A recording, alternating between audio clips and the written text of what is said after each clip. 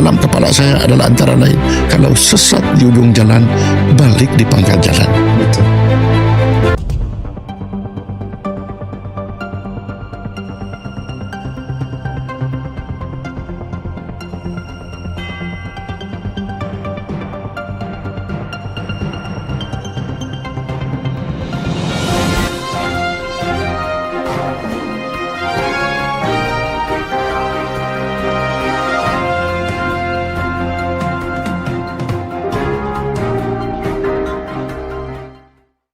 Jadi kalau misal kata ada orang yang menginterpretasi Malaysian Agreement 63 bahawa semata-mata untuk kasih batu api rakyat dan sebagainya, saya tidak bersifat begitu. Kalau saya kena hantam dengan saya punya pendirian, itu bukan hal saya. Karena apa yang saya tulis, itulah itu.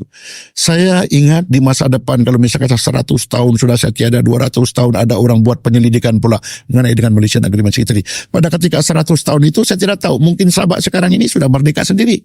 Karena mungkin kalau layanan-layanan yang dibuat sekarang ini, seolah-olah Sabah itu pemimpin dia harus dimarah saja oleh pemimpin yang berkuasa. Sampai sekarang, kita bukan budak-budak lagi di Sabah ini. Kalau di suatu ketika Mahathir dulu Perdana Menteri, pada waktu saya jadi menteri di Jabatan Perdana Menteri pada tahun 1999 sehingga 2002. Pada ketika itu saya baru barangkali belum matang dalam politik. Tetapi yang mematangkan saya apabila saya duduk sebagai Speaker Dewan Rakyat selama 10 tahun. Tidak ada siapa pemimpin Malaysia ini yang mengaku mereka bijaksana, pintar, pandai dan sebagainya. Belum saya pernah dengar hujah mereka. Semua sudah saya dengar. Jadi itu adalah satu pengajaran pendidikan kepada saya. Seolah-olah saya belajar di university menuntut dalam semua jurusan. Jurusan undang-undang, jurusan pentadbiran, jurusan ekonomi dan jurusan politik. Masih. Jadi daripada ulasan pandangan Saudara Iskandar tadi itu sudah nyata bahwa negeri Sabah sekarang ini bukan lagi daif orang dia berbanding dengan 10 tahun yang sudah. Karena kita terdedah dengan lidakan informasi yang begitu meluas. Jadi pendapat kamu itu adalah pendapat generasi muda umur-umur kamu. Bermakna kamu tidak boleh dibohongi lagi. Karena kamu boleh baca itu informasi di mana sahaja. Jadi macam mana boleh sesuatu kuasa itu dapat bertahan apabila tidak dapat memahami aspirasi pendapat akar umbi. Itu yang menjadi keraguan kepada orang seperti saya. Jadi sebelum perkara itu menjadi parah, sehingga baru-baru ini di Bangladesh timbul satu huru-hara sehingga Prime Minister terpaksa resign. Dia berpunca cuma daripada idea satu pendapat, yaitu ketua penuntut di universiti. Pada ketika itu mereka membantah bahawa ada kota untuk orang-orang tentera. Bermula kepada itu sehingga Perdana Menteri terpaksa diusir. Jadi kalau perasaan-perasaan seperti begitu yang sudah kita nampak, perasaan grassroots, perasaan generasi tidak dibendung, bermakna dia tidak akan menghasilkan satu perkara yang baik untuk negara masa akan datang. Berbalik kepada soalan mengenai dengan New Deal. Kalau kamu masih ingat pada pilihan raya 16, PRD 16, USNO punya manifesto adalah New Deal, rundingan baru. Orang ketawa kepada saya. Rundingan baru. Apa yang kamu runding baru? Itu Malaysian Agreement ada. Kamu ubah lagi itu Malaysian Agreement. Jadi mereka berhujah begitu pandangan mereka, tapi belum berdepan dengan mereka secara terperinci macam mana saya defend. Itu daripada media sosial. Macam mana kita boleh menjawab dalam media sosial perkara-perkara yang membangkitkan itu adalah tidak paham. Maksud saya New Deal ialah begini. Saya kata seperti yang Saudara Iskandar cakap tadi, Malaysian Agreement itu Malaysian Agreement, bermakna perjanjian Malaysia. Daripada tajuk pun sudah kita tahu, perjanjian Malaysia. Apa objektif? Mewujudkan satu negara Malaysia. Jadi proses untuk mewujudkan sebuah negara itu telah dibuat daripada 1961 sehingga September 63. Ada proses tertentu. Ada Cobol Commission, ada AGC, ada MECC, dan ada jawatan-jawatan kuasa tertentu yang telah dibentuk. penghabisan dia, segala perundingan yang dibuat daripada proses kemerdekaan tadi, itulah sebab dibuat satu perjanjian. Karena kalau kau tidak buat perjanjian, macam mana kau boleh mengikat apa yang Tun Mustafa cakap, apa yang Sarawak cakap, apa Don Nasiben cakap. Betul. Maka semua itu diletak dalam Satu dokumen. satu dokumen Malaysian Agreement 63. Malaysian Agreement 63 itu juga mempunyai lampiran-lampiran tertentu. Dan ini semua berasas daripada laporan IGC yang telah memikirkan semua, mengambil kira semua pendapat, semua apa yang diminta, semua apa yang dipersetujui. Maka apabila sudah ditandatangani itu Malaysian Secretary, yang semua disebut dalam Malaysian Agreement Secretary, itulah yang dikasih masuk dalam perlembagaan seperti yang you sebut. Jadi ada orang mengatakan bahawa Malaysian Agreement Secretary itu adalah lebih hebat, lebih unggul daripada perlembagaan. Macam mana boleh? Karena Malaysian Agreement 63 itu adalah perjanjian menghubungkan sebuah negara. Apabila sebuah negara itu wujud, negara ini wujud kena ada perlembagaan. Tidak ada negara yang wujud kalau tidak perlembagaan. Betul. Jadi itulah yang menjadi dokumen yang unggul.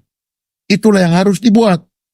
Jadi apabila proses kemerdekaan itu, pengisian kemerdekaan, dia berjalan daripada 63 sampai 74, lepas itu 10 tahun pertama. Dalam 10 tahun pertama itu, telah dinyatakan juga dalam Malaysian Agreement History dalam perlembagaan bahawa mesti ada buat review.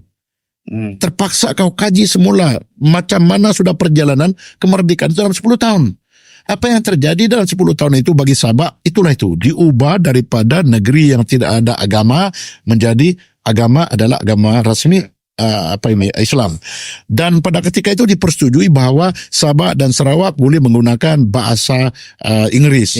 Dan oleh kerana kita terlampau ikut kepada kehendak persekutuan pada ketika itu, oleh kerana kita mau integrasi dengan cepat, maka kita pun ubah bahawa bahasa Malaysia itu, bahasa Melayu menjadi bahasa kebangsaan kita. Itu perkara-perkara yang berubah selepas merdeka. Selepas daripada itu, dalam kemerdekaan apabila, dalam perspektif Sabah apabila kerajaan berjaya pula telah memerintah, satu lagi pendekatan yang telah dibuat oleh Dato' Aris, kena berjaya itu ditumbuhkan semata-mata untuk mematikan USNO. Kerana USNO pada ketika itu sudah mulai berfikir bahawa aspirasi kami untuk bersetuju untuk dimerdekakan melalui Malaysia, sekarang ini nampak gaya macam tidak ditunaikan. Jadi apabila Tun Mustafa sudah mulai bersuara bahawa dia kata, kami tidak bersetuju dengan 5% itu, apabila Tengku Razali Hamzah pada ketika itu sebagai pemimpin muda dan lepas itu dia dipertanggungjawabkan untuk mengepalai Petronas, yang Tengku Razali Hamzah sendiri yang kita nampak dalam interview dia baru-baru itu bahawa yang konon menjahanamkan USNO adalah daripada kuasa Kuala Lumpur, none other than almarhum Tun Razak. Itu yang sebut bukan Pandika Ramin, yang sebut Tengku Razali Hamzah masih hidup sekarang ini. Kalau dia berbohong, kerjakanlah sama Tengku Razali Hamzah. Jadi bermakna orang-orang daripada Malaya itu juga yang mengatakan begitu. Jadi semangat orang-orang Sabah sekarang ini juga yang begitu panas telah ditambah lagi oleh kenyataan-kenyataan Tengku Maktua Johor. Bahawa rupanya ada bangsa Johor. Jadi kalau Tengku Maktua Johor itu bercerita dengan bangsa Johor, salahkah kalau kita di Sabah ungkit kita punya hak yang dalam perlembagaan berasaskan daripada Malaysian Agreement tadi? Betul. Jadi yang saya maksudkan New Deal itu ialah kalau apa yang terkandung dalam perlembagaan itu tidak diikuti oleh pemimpin daripada Malaya Semenanjung Putrajaya, mesti kita di Sabah ini berani untuk mengetengahkan pendapat baru. Yang kita persetujui di bawah Malaysian Agreement 63, yang dimaksudkan dalam perlembagaan tidak ditunai, kenapa kita tak berunding balik sekarang ini? Itu maksud saya New Deal. Okey, sekarang ini pendapat saya pula yang 40% ini, yang cuma saya mau ialah simple. Cuma pemimpin di Putrajaya ini mengakui bahawa ada itu 40%. Okey, ada 40%. Betul kita tidak buat review sejak 1974. Akui saja itu. Tetapi buat alasan, iaitu pada masa sekarang ini termasuk juga dalam perlembagaan apa yang harus diberi kepada Sabah tertanduk kepada kemampuan federal government. Jadi apa yang harus dibuat sekarang ini oleh pemimpin daripada Putrajaya, bukan kita mau mengajar, bukan menasihati, cakap saja, betul kamu punya hak 40% ada. Tetapi kita tidak boleh beri kemampuan. Jadi beri kami masa untuk cari itu duit untuk kekuatan negara kita, karena ekonomi kita sekarang ini merundung. buat saja kenyataan begitu. Tapi kami mempunyai obligasi kepada kamu 40%. Kiralah kalau misal kata dalam perlembagaan, kalau tidak boleh dipersetujui untuk daripada dua buah kerajaan ini, kerajaan negeri Sabah dan kerajaan Putrajaya, ada juga dalam perlembagaan mengatakan bahwa cari orang tengah yang boleh mengadili berapa sebenarnya yang dihutangi. Hutang di bawah perlembagaan itu. Artikel 102D dan artikel 102C. Itu saja yang disebut. Tetapi yang menjadi permasalahan ini ialah apabila rakyat Sabah sekarang sudah mulai sedar, oleh karena kerajaan negeri sendiri itu mungkin ada lagi dia punya diplomasi, tidak mau konfrontasi dengan Putrajaya, maka terpaksa pihak lain ISLS pula mengambil tindakan untuk menyaman kepada kerajaan persekutuan. Yang diorang buat ini semata-mata untuk mau tahu adakah hak kita itu di bawah Malaysia dan Secretary yang dimaktubkan dalam perlembagaan wujud atau tidak. Itu juga kita mau dengar. Kita mau dengar daripada interpretasi hakim-hakim. Belum pun sampai kepada situ, peringkat mula hakim telah menjeblai kepada kita, sekali pula on appeal, kerajaan persekutuan appeal. Jadi pernah saya menjadi speaker Dewan Rakyat. Politik demokrasi Malaysia ini janganlah saya dibohongi. Dia bukan macam politik England, United Kingdom dan Amerika. Politik demokrasi kita ini adalah guided demokrasi. Jadi orang seperti saya jangan dibohongi. Sedangkan kamu muda sekarang ini tidak mau dibohongi. Apalagi orang tua macam saya ini dibohongi. Jadi kita tidak boleh hidup sepanjang masa begitu. Jadi saya tidak mau lagi pada ketika waktu saya sakaratul maut, saya tidak boleh pejam mata saya, tidak mau mati dengan tenang, oleh karena ada perkara yang belum saya zahirkan kepada rakyat negeri Sabah yang mereka perlu ketahui. Jadi itu saja. Ini pula bukan kita diberitahu bahwa itulah hakikat yang sebenar, dibuat apir, selepas itu datang PMX di sini, dia berucap macam bukan Perdana Menteri. Jadi kalau orang mengatakan sekarang ini Pandekar kenapa ini macam harus mesti tengok sejarah. Apabila Barisan Nasional kalah pada 2018, pemimpin Sabah yang pertama untuk panggil Anwar Ibrahim di Sabah adalah Pandekar Amin atas daya usaha NGO yaitu USBO. Panggil dia di Ketangkampung Rampayan Laut, di mana saya berasal berpolitik seperti yang saya sebut tadi. Panggil dia di sana 10.000 orang. Kita panggil. Sehingga pada ketika waktu saya berujar, saya namakan beliau sebagai Last Samurai. Itu pun telah menjadi perbahasan di antara semua sosial media. Apa arti Last Samurai? Adakah Last Samurai pengertian Pandekar Amin ini seperti dengan tajuk satu film yang dia punya hero Last Samurai?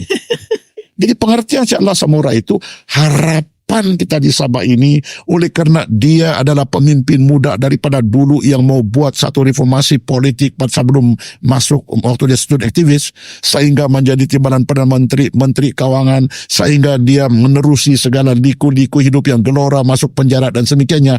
Harapan kita ialah perasaan orang di Sabah itu harus juga dihormati. Jadi kalau misal kata orang Malaya, pemimpin Malaya mau berkawan dengan orang Sabah, haruslah kita dianggap sebagai kawan yang betul-betul setia. Karena pendirian Sabah berbanding dengan pendirian Sarawak berbeza. Pendirian Sarawak daripada mula dahulu, walaupun tidak menuntut, action speaks louder than words. Sarawak punya cara lain. Mereka tidak demand, tetapi gaya mereka resisting. Semua mereka resist. Dalam masyarakat mereka suarakan semua dalam banyak kepentingan. Dan tidak mereka vokal. Itu action. Jadi action speaks louder than words. Masalah kita di Sabah, we speak a lot. No action. Reverse. Reverse, See? NATO. NATO. Jadi reverse. Jadi bermakna itu saya kata bahwa pendirian saya New Deal bermakna berunding dengan pemimpin-pemimpin Semenanjung untuk mereka memahami apa kita punya demand, mesti juga memahami sejarah seperti yang saya sebut tadi sebagai perbandingan. Untuk dapat mengadili satu kes di mahkamah, itu hakim-hakim mesti lebih pandai, lebih arif dengan perundangan yang dibincang. Baru dia dapat boleh mengeluarkan pendapat. Baru dia boleh mengadili. Ini yang kita minta untuk mengadili, yang dia gunakan adalah alasan politik. Kalau Sabah menuntut 40%, macam mana pula dengan Pulau Pinang? Ada juga tuntutan 40%. Apa macam dengan selangor 40%? Itu tidak kena mengena. Jadi kalau kau sebagai Perdana Menteri, jangan kau ambil kira apabila kau tunai Sabah punya 40%, kau akan kalah daripada itu jawatan. Kena politik memang sebegitu. Isi hak adalah hak. Tuntutan Sabah ini bukan politik. Ini adalah hak. Jadi saya berani mengatakan sekarang ini bahwa kalau misal kata Sabah ini adalah satu negeri yang jadi beban kepada pemimpin-pemimpin yang lebih berkuasa, berunding balik dengan Sabah. Kamu orang-orang Sabah, sebenarnya apa yang kamu mau?